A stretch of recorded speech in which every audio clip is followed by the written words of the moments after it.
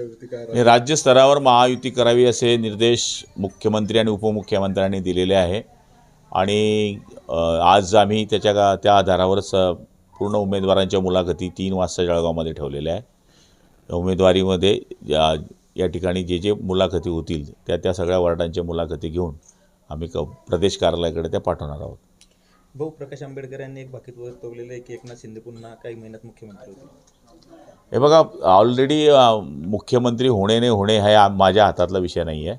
हे प्रकाश आंबेडकर मोठे नेते आहेत, त्यांनी केलेलं बाकीच आहे, पण शेवटी महायुतीच्या सरकारमध्ये कोण मुख्यमंत्री करावा हे वरच्या स्तरावर ठरत असते, त्यामुळे मी त्याच्यावर वक्तव्य करणं हे उचित नाही आहे। एकनाथ शिंदेंचं वक्तव्य जास्त आहे, मुंबईचा रहिवानी डकेत कोण असं त्यांनी म्हटलेलं आहे, काय प्रतिक्रिया तुमची या सगळ्या वक्तव्यावर?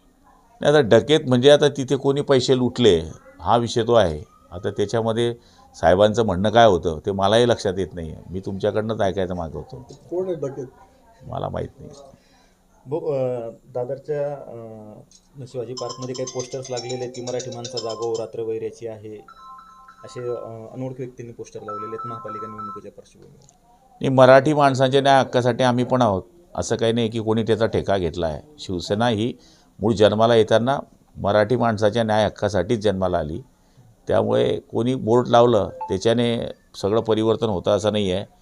मराठी माणसाच्या करता शिवसेनेनेच आयुष्यामध्ये पूर्ण कार्य केलेलं आहे, त्यामुळे ही जनता धनुष्यमानाच्या शिवसेनेबरोबर राहणार आहे। काल संजय सावंतांनी एक पत्रकार परिषदेत म्हटलेलं आहे की एकीकडे मोदी आहेत, नरेंद्र शहा आहेत, गिरीश महाजन आहेत, गुलाबराव पाटील आहेत, तरी पण उद्धव ठाकरेंची माणसं फोडावे लागतात त्यांना। मी नाही फोडले। भाजपवरती ठीक आहे, आता त्यांचा विषय आहे, तो माझा विषय नाही आहे। आम्ही प्रेमाने घेतो, फोडत नाही। आता बोलवणार प्रेमाने बोलवणार आहेत का म्हटलं? आता काही नाही, ज्याला यायचं आहे तो येईल, बळजबरी करण्यात काय अर्थ नाही आहे। त्यामुळे कोणी यावं नाही यावं हा त्याचा विषय आहे। काल 15 लोक फुटलेले आहेत, भाजपामध्ये प्रवेश केलेला आहे उबाटा गटाचे, त्यांची भेट घेण्यासाठी सावंत हे त्यांच्या घरी गेलेले होते। नाही, आता व्यक्तिगत संबंध असतात, कारण हॉटेलपासून त्यांचे संबंध आहेत, KP प्राईडपासून, त्यामुळे गेले असतील, तिथली चहा राहिली असेल प्यायला। भाऊ, काय सांगणार? विधानसभेमध्ये एक शब्द गाजतोय कायम आणि विरोधकांनी त्याच्यावर जेव्हा बोलले त्यावेळेस आपल्या सत्ताधारी पक्ष स्पष्ट बोलले शिवसेनेचे की शिंदे सेना नसून ही शिवसेना आहे, तुम्ही वारंवार शिंदे सेनेचा उल्लेख करू नका। शिवसेनाच आहे ना, आम्ही काय हिंदुत्व सोडलं नाही, आम्ही धनुष्यमान सोडला नाही, आम्ही बाळासाहेब सोडले नाही। त्यामुळे कोणी म्हणत असाल ही प्रॉपर्टी आमची आहे, तर बिलकुल नाही, प्रॉपर्टी तुमची आहे पण विचार आमच्याजवळ आहेत। भाऊ, निकाल जो आहे तो अवघ्या काही दिवसांवर येऊन ठेवलेला आहे, जिल्ह्यात किती जागा मिळतील महायुतीला, काय आपला अंदाज?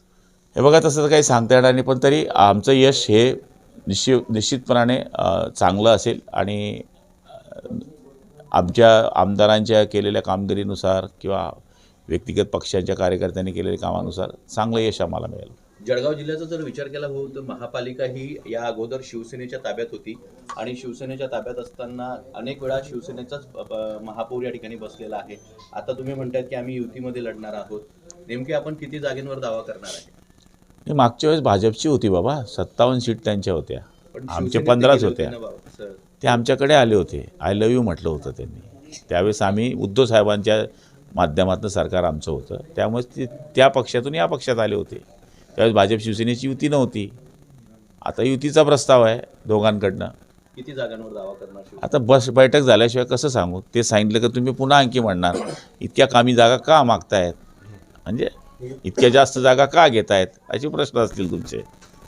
ठीक आहे, पाणी पुरवठा सध्या आता उन्हाळ्यात जे आहे पाणी टंचाईचं नियोजन करण्यासाठी कसं नियोजन राज्य सरकारचं असतं आहे? पाणी टंचाईचा आराखडा आमचा तयार असतो आणि तो ब्लॉक डेव्हलपमेंट ऑफिसर जो आहे BDO त्याच्याकडे ती तयारी असते। ग्रामसेवक ज्या पद्धतीने खालचे गोष्टी सांगत असतात, तालुका स्तरावर टंचाई आराखड्याची बैठक होते, आमदाराच्या त्याच्यावर स्वाक्षऱ्या होतात आणि त्याच्यावर कळतं की टँकर किती लागतील, पाणी, पण आजच्या स्थितीमध्ये कुठेच अजून टंचाईचा आराखड्यामध्ये कुठे पाणी करता अडचण येईल असं जळगाव ग्रामीण मतदारसंघात तरी दिसत नाही।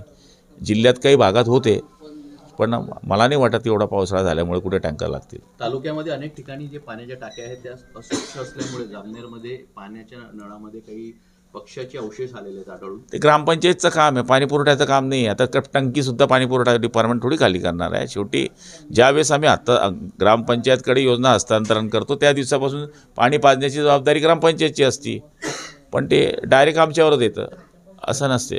टँकरचा घोळ टाळण्यासाठी